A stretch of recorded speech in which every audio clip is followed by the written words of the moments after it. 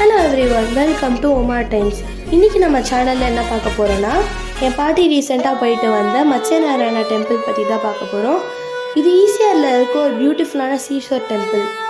புத்தண்டியில் பனையூருன்ற ஒரு இடத்துல ராஜாஜி ரோடில் இருக்குது இந்த கோவில்.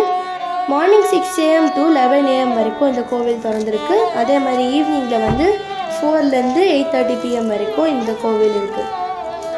இந்த டெம்பிளுக்கு முன்னாடியே பார்க்கிங் சர்வீஸும் இருக்குது. அப்படியே பார்க் பண்ணிவிட்டு நம்ம கோவிலுக்குள்ளே போகலாம்.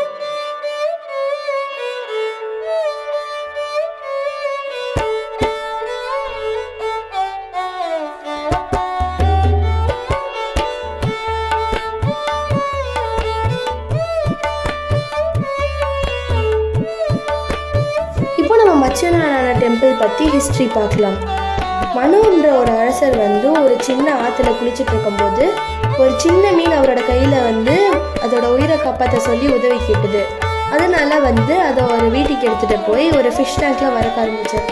கொஞ்ச நாள் கழித்து அது பெருசாக ஒரு ஃபிஷ் டேங்கை விடையும் ஒரு ஆற்றை விடையும் பெருசானதுனால கடைசியில் அதை ஒரு கடலில் போய் விட்டுறதுக்கு முன்னாடி அது அதோட சுயரூபத்துக்கு மாறுச்சு. அதுதான் மகாவிஷ்ணு. அவர் இன்னும் 7 நாளில் ஒரு பெரிய சுனாமி வருவதாக அவர் சொன்னார். அதனால மனு கிட்ட ஒரு பெரிய படகை கட்ட சொல்லி அங்கே இருக்க உயிரினங்கள் எல்லாத்தையும் அந்த படகுல ஏற்ற சொன்னார்.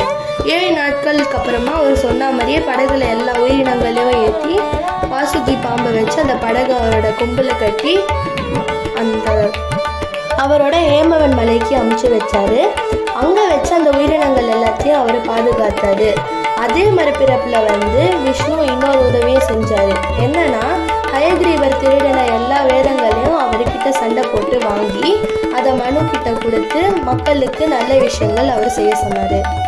இங்கே 3 விதமான ஆர்த்தி நடக்குது. என்னன்னா, முதல்ல அங்கே தாயார் பெருமாள் சன்னதிக்கு ஆர்த்தி காமிச்சிட்டு 12 அடி உயரத்தில் உள்ள மத்ஸ்யநாராயணருக்கு ஆர்த்தி காமிச்சிட்டு பக்கத்துலேயே பீச் இருக்கிறதுனால கடல் மாதா ஆரத்தியும் இங்கே நடக்குது. அப்புறமா அந்த 12 அடி உயரத்தில் இருக்க மத்ஸ்யநாராயணாவை சுற்றி மொத்தமாக 108 கிரானைட் பில்லர்ஸ் இருக்குது. மத்ஸ்யநாராயணையும் கிரானைட்டில் செஞ்சுருக்காங்க. நம்ம கோவிலை சுற்றி வந்த உடனேவே என்ட்ரன்ஸ் பக்கத்துலேயே கிட்ஸ் டெம்பிள்னு ஒன்று இருக்குது. இந்த டெம்பிள் 3 இயர்ஸ்லேருந்து 12 இயர்ஸ் வரைக்கும் இருக்க கிட்ஸுக்கு அலவுடு.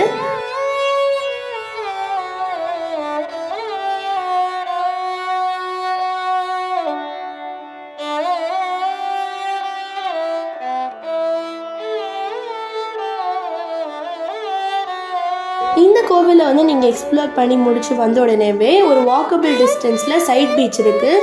இந்த பீச் ரொம்ப சேஃபு. அதனால் நீங்கள் ஈவினிங் டைமில் நல்லா பீஸ்ஃபுல்லாக ஸ்பெண்ட் பண்ணிவிட்டு ஸ்நாக்ஸ் சாப்பிட்டுட்டு நாங்கள் இப்போ தான் வீடியோ போட ஆரம்பிச்சிருக்கிறதுனால எங்கள் சேனலுக்கு சப்போர்ட் பண்ணுங்கள்.